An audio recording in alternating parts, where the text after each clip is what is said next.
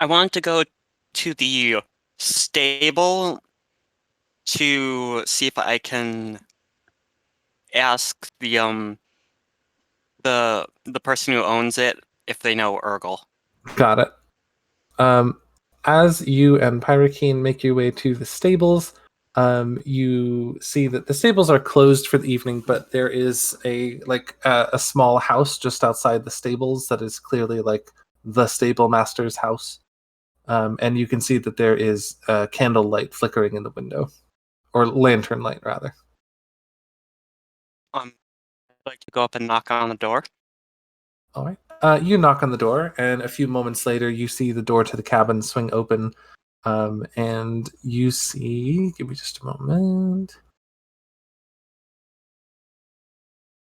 You see a tiefling woman who looks pretty rough and tumble. Kind of answers the door. You see, she leans out and just says, "Huh?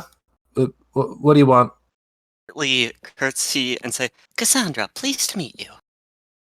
Yeah, I'd be pleased to meet you too if I wasn't sleeping. What do you need?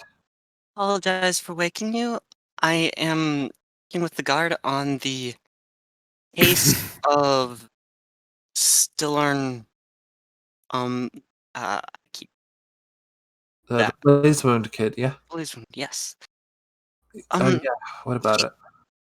Does a man named Urgle work for you? Urgle? Yeah. No, never heard that name before. Sorry. Yeah. Because Stillern claims that he was, uh, at the time of the incident was at the tavern with a man named Urgle, who he claims is the stable hand here. No. Nope. Don't have any stable hands named Urgle, and I'm not Urgle, so yeah. My name's Razi, so not Urgle. Thank you. Hope that answers your question. Can I go back to bed now? Yes, good night. Good night. And she kind of slams the cabin door in your face a little bit. Feeling a little bad for waking her up, I'm going to leave a silver piece on the... I'm going to, slide it under the door. Oh, okay. Oh. Well, I'm sure she'll appreciate it. Anything else that you want to do? I think that's everything. Okay, well, then we will hop back over to the manor. Unless there's anything Pyroking wanted to do. Oh, yeah. Pyroking, was there anything that you wanted to do? Jason? Is he still here? He's muted himself. Oh, is that intentional muting? I don't know. Hold on, I'm back. Sorry, I forgot that I was muted. Oh, no problem. So I say to Cassandra, this is weird. No one has heard of Urkel. I forget his name. No one has heard of this dude. What do you make of this? This is really odd. I don't see why he would make up somebody that nobody else knows when it's provable he doesn't exist. So I have to assume that he really does believe this circle exists. Yes, but it's weird that no one else knows him. Anyway, we need to take this definitely back to the group. Maybe they've found something that can shed a little light on this subject. Yes. Let's. They should be back at the guild by now. Yes, I hope everything's all right. Anyway, so shall we go? And we shuffle on back to the adventurers hall. Got you. Okay. And speaking of which, Ken, Atlas is there. While Atlas has been waiting at the guild hall, you've seen there's been no activity or anything too odd. You hear an occasional noise coming from inside the guild hall, which is odd, but the guards just look nervously towards it and then just eventually just look back like, we're not going to go in there and do anything about that. And it's probably the ghost. It's kind of the vibe that they give you. I'm gonna say every time I hear that, I'm like, I said, come out here and show me what you got. Either that or keep quiet. Hit me with your best shot. You make threats towards the ghost, and I don't think you would hear anything, but I do think you see at one point there is like a feather that comes floating over the wall of the Adventurers Guild and kind of falls at your feet. An invitation? I don't know. Bird feather. Is it large or? It looks to be like a crow or raven feather, like a black feather. And it just kind of above the wall and towards my feet, huh? It just kind of fell right in front of you. Huh. You know what? I can still do a couple more of these. I shall do the magic awareness. Okay. The feather is not magical. Oh, damn it. Well, that was a waste. It's like, oh, made a fool out of me, but I still don't see you have the backbone needed to get up here and make and show me what you got. Can I say that before the hour passed, I just stopped by the store and get some, I'm going to say either get some liquid silver to like put on my weapon in case it is a spirit. Because I believe they said silver is the only thing that would really hurt it. So I like to go to the shop and ask them if they have some silver vials to give to the group. I don't think that they would have anything like that. And I think actually most of the shops would be closed at this time of night. Okay. Sturdy silver candlestick. Yeah, sturdy silver candlestick. Well, unless we're forgers, but I don't know about that. Well, if that's the case, that they wouldn't have had that. I would have just would have taken the feather, put it in a bag, put grab some cloth and pick the feather up and wrap it around and say, all right, maybe somebody in the group will know what this means.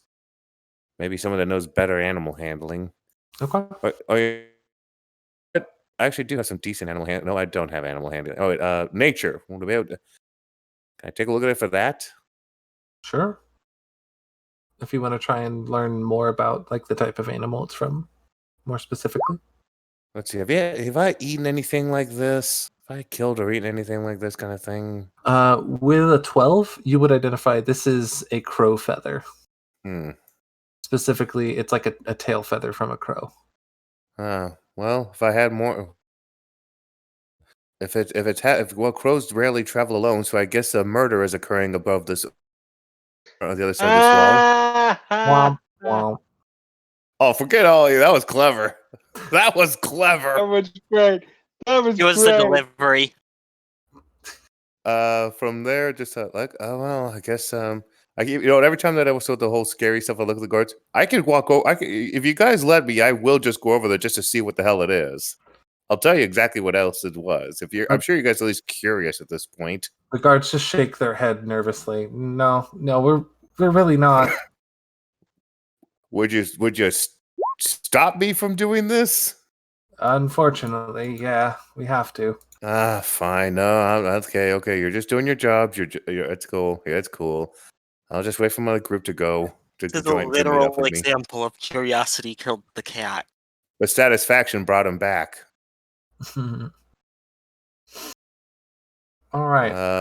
So yeah, I'll just wait there until the rest of the group shows up. Okay. Well, then hopping back to the remaining group that is not back yet. Salt and Medrash, I think both of you are beginning to notice it's getting to be about that time where you're supposed to be back at the Adventurers Guild Hall. But Medrash, you make your way to the top of the stairs. I don't have the upstairs map for this, but I will basically explain.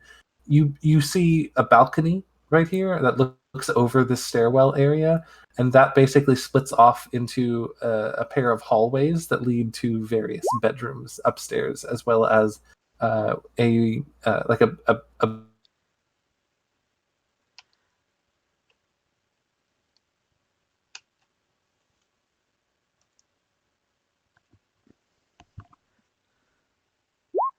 I didn't catch that last part.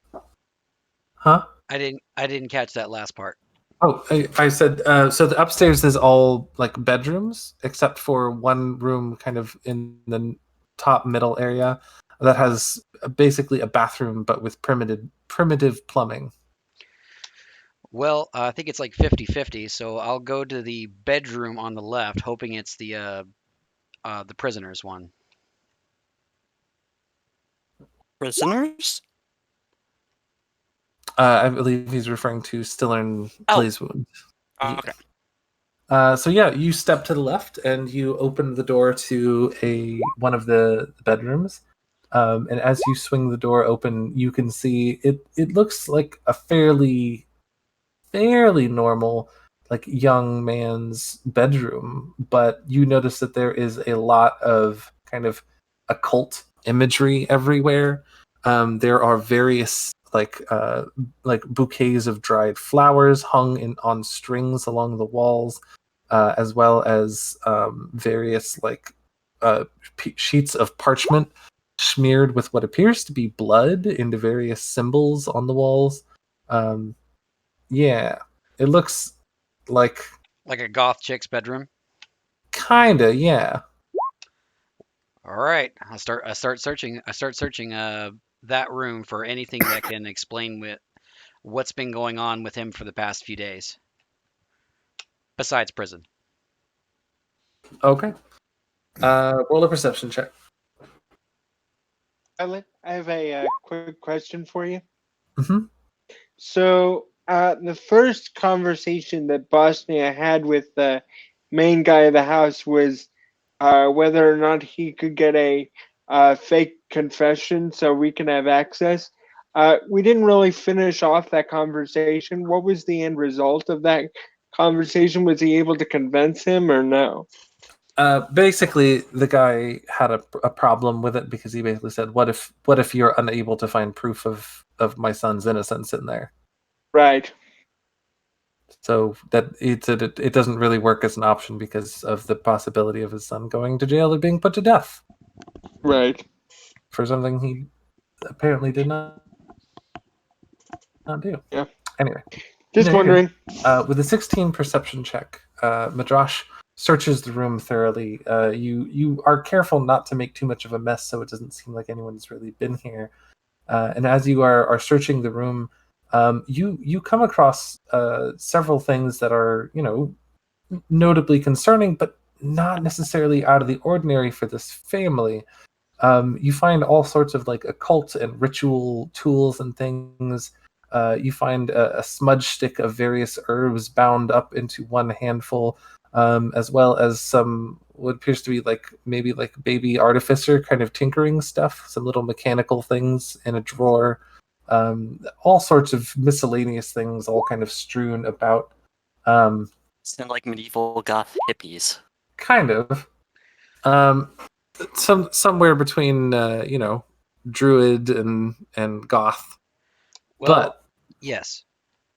there's one additional thing that you find, which is a kind of very it's essentially a hand-bound journal. It's several sheets of parchment that have been bent in half and then crudely sewn together into like a makeshift book. Basically, it's not bound in anything. It's just unbound pages folded and strung together. Well, I pocket the book, and I also attempt to wrap up the herbs. I have no idea what kind of herbs they are, but I'm certain someone in the group will know more about them. And I wrap those up in a cloth as well to take with me, and I exit the room to hurry to the other bedroom to take a look inside that. Maybe not to go inside, but just to see if it's a room that might be worth checking. Okay. As you peek into the other bedroom across the hall, you can see what appears to be Stillern Senior's chambers. You peek open the door slightly, and you can see a room dimly lit by candlelight. You can see a large four-post bed in the center of the room with dramatic silken draperies overlaid over the top of it. And you can see a figure is laying in the bed currently and appears to be asleep. I am not confident I can search the room and not wake her up, so I will close the door back shut as quietly as possible, and head towards that other room. Okay. Got you. You head towards another room, and I think as you are heading towards this other room, you begin to hear like hurried footsteps, small hurried footsteps coming up the stairs. Although I think before we do that, I think we need to do that little scene with Salt. Salt Yes. stepping out and uh, being a ghostly angel to this child. Yeah, Yes. something like that. Salt is gonna make some generic ghost SaltiClaus! sounds. SaltiClaus. Woo kind of stuff, before emerging into view. You And hear then, the kid go "Eep," and hurriedly hide behind some of these barrels. okay, Salt will approach slowly and gently, and then say, you said you were a friend of ghosts? Yeah, you can't have my soul though. I'm still using it. Oh, that's okay. I wouldn't take your soul. I'm a nice ghost. Nice ghost. Yeah. I just wanted to come to talk to you. See, most people can't see ghosts. So I wanted to talk to the very special little child who could see ghosts. Roll a persuasion check. Oh god. I mean, deception. I feel like is more indicative. Oh, okay. Okay. Alright. With the 15, you see as a large pair of baby blues peeks out from behind the barrel. You see a scruff of blonde hair, messily kind of poking out above that. And you just hear a small voice just say, "Really? You're not going to hurt me?" No, I'm not gonna hurt you. I'm a nice ghost. I just wanted to talk to you. Are you the ghost that killed that guy? No, but I wanted to learn more about that ghost so that I could stop him. Or her. Oh, like a ghost fight? That sounds cool. It's gonna be so cool, but for that to happen, I have to learn more about the ghost that killed somebody so that I can stop them. Great. This is so great. You see as the kid steps out from behind the barrel, and you can see he's wearing, dark robes similar to what you saw his older brother wearing and his father wearing, and he's maybe about like 11 or 12, but he looks pretty small for that age, and he kind of steps out and just says, I I don't really want to like get in trouble or anything. No, you Um, won't get in trouble. I'm here to help. what can I do to help? Well, I'm trying to prove that your brother isn't guilty of murdering anyone. Do you know anything about that? Oh, well, but I think he did it. Yeah, why do you think that? Well, he he he said he was gonna When did he say that? before he went and did it. Did you see him do it? No, he didn't want me to watch, but he told me it was a secret. But I can tell you because you're a good ghost, right? Yes, I am a good ghost. Tell me more. What's More wrong about with your this brother. kid? He didn't want me to watch. Oh my gosh. Okay, tell me more about your brother and the time he murdered someone and didn't want you to watch. This Well, is good. he told me that someday he would show me how to do what he did, and that it would make me powerful, like Dad, and that I wouldn't have to worry about people being mean to me anymore because I'd be powerful. What did he do? I I don't. He said it was some kind of like magic spell like fuzzy killer, Kazi, fuzz, Phantasmo Fesmer, Flim. I don't remember. Something like that. Does your daddy also make ghosts like that? Well, no, it's just my brother. My dad doesn't know that he can do that. I don't think he'd like it. Did your brother say why he was going to make a ghost? Well, I think he was mad. He sounded like he was angry because people were giving him a hard time about the jobs he was doing for the Adventurers Guild. What kind of jobs?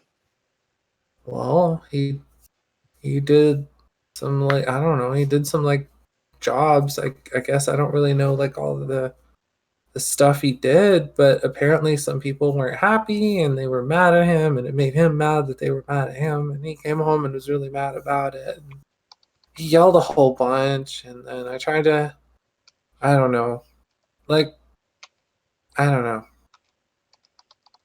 It was weird, Do and you know anything about Urgle? oh, yeah, no, it was my older brother's imaginary friend when he was young. Has he talked about Urgle recently? Uh, no, not really. But I used to talk to Urgle when I was a kid too. But then Oh, I yeah? just kind of stopped. Yeah. What did Urgle say to you? Uh, I don't. I don't want to talk about that. Um, I gotta go back to bed. I use my fingers Well, to Bye. snuff out And the then candle Urgle might before be silently important. rushing into the room and quickly he closing like the door gets behind me. nervous and runs past you out of the room over here and I'm just SaltiClaus. SaltiClaus. Oh my god. SaltiClaus! And I think I saw your message, Adam, there, and you snuff out the candle, and you rush into the room that you heard before when you heard the footsteps coming up the stairs. Right. I'm just trying to put out the light really quick and get behind the door and close it behind me before anyone coming up the stairs notices me. I Got you. also listen for the footsteps to get closer. Got you. You do that, and then you hear the footsteps rapidly becoming closer, and it sounds like the kid is running. And then you see the door swing open and nearly hit you in the face as the kid runs into the room and then dives under the covers and covers his head with them. Did he even notice me? Am I that well stealthed? I think it was more of the kid, like you were behind the door. They opened the door and just left the door open. It smacks me in the face. I'm trying not to cry Basic- out. Basically, yeah. That's fair. That's So fair. yeah, the kid is buried under the covers. I silently I silently come out from behind the door and try to exit before he notices me. Got you. I'll just say for the sake of time, you make your way outside. And I think at that point, Boshnia and Zelia, you can see that the individual that you're speaking to at the door has now closed the door and is just standing on the porch and is like getting really angry. And at this point, he's told y'all to leave like twice, but you're just continuing the conversation, and he doesn't know how to continue after. Like he doesn't. Obviously, you're not doing anything like illegal, but you're just like annoying him, and he doesn't want to leave you standing on his porch, and so it's like this weird awkward situation where he feels socially obligated to keep standing there. Guard. I think that pestering someone is probably like at least a minor offense. That's true, but he doesn't want to be the rude person to just walk away and shut the door. No one ever asks Boshnia about his culture. This is a wonderful day for Boshnia. I whisper to Salt, I'm like, okay, I think we've figured out everything we can inside the house. Go and get their attention. They can stop distracting. Oh my god, I cannot believe he was able to distract them for this long. And get them to As join root us over vegetables here. of all subjects. I think as you were having that conversation, Boshnia, I think you're finally like out of segues, and eventually, I beg to I differ. have to go. Good night. I'm sorry. I'm sorry. I promise I'm not trying to be rude. I have to go. Good night. And he slams the door and goes inside. It's okay. Boshnia will come back tomorrow to continue conversation. You hear an audible groan from inside. Well, if it's after midnight, technically